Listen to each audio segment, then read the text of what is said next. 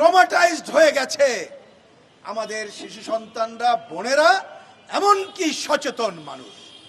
তাহলে শুধুমাত্র এক রমিসার ঘটনা, রমিসার পরিবার না, শুধু সচেতন মহল না, সামগ্রিক ঘটনা পুরো আমাদের সমাজ ব্যবস্থার বাস্তব চিত্র তুলে ধরেছে। তাহলে কোথায় এই সমাজ? এইটা কি কোনো অগ্রগতির সমাজ না অধোগতির সমাজ? নেটে একটা বিকৃত সমাজ। তাহলে আমরা অনেক দিন ধরে এ ধরনের একটা বিকৃত সমাজই গড়ে তুলেছি। আমরা তথাকথিত উন্নয়নের নামে খালি অর্থনৈতিক উন্নয়ন দেখি, এই যে সমাজের অধোগতি এইটা দেখি না। আজকে তাই আমি পরিষ্কার করে বলতে চাই, আমরা যারা এটার বিচার চাই, মানে এই ঘটনার বিচার চাই, একই সাথে সমাজের এই অধোগতি রোধের জন্যে আমরা আধুনিক সংস্কৃতির বিকাশ ত্বরান্বিত করতে চাই। এইটা ছাড়া এইটার কোনো রেমেডি নাই, কোনো সমাধান নাই। গতকাল রামিসার বাসায় আমাদের প্রধানমন্ত্রী, স্বরাষ্ট্রমন্ত্রী গিয়েছিলেন, ভালো খবর। আমাদের বন্ধুরা গতকাল গিয়েছিল, আজকে ওইখানে আমি জানি দিনভর কর্মসূচি আছে। আমরা ওই অঞ্চলেও আজকে থাকবো, মিরপুর জুড়ে।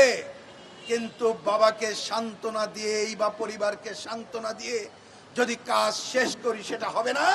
প্রধানমন্ত্রী তার পরিবারের দায়িত্ব নিলে এবং স্বরাষ্ট্রমন্ত্রী দ্রুত ব্যবস্থা গ্রহণ করলে ধন্যবাদ দেব, কিন্তু সমাধান হবে না।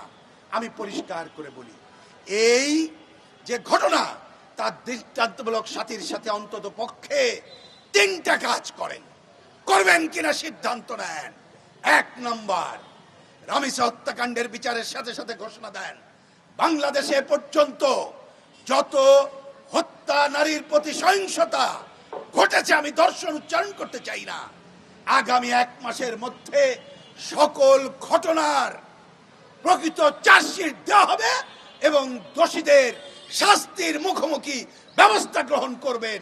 এটি একটি জরুরি কর্তব্য হিসাবে রাষ্ট্রের পক্ষ থেকে সারা দেশে ঘোষণা করা হবে এবং রেড অ্যালার্ট জারি করা হবে।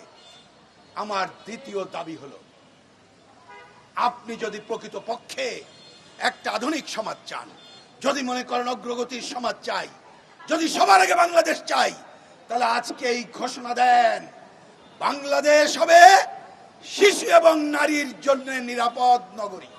রাজধানী ঢাকা থেকে শুরু করে টেকনাফ থেকে তেতুলিয়া সর্বত্র এই ঘোষণা যদি দিতে পারেন, তারপরে এখানে পুলিশ প্রশাসন সহ সবাইকে বলে দেন যে অঞ্চল শিশু এবং নারীর প্রতি নিরাপত্তা দিতে পারবে না, ওই অঞ্চলের দায়িত্বপ্রাপ্তরাও আজকে আইনের সম্মুখীন হবেন।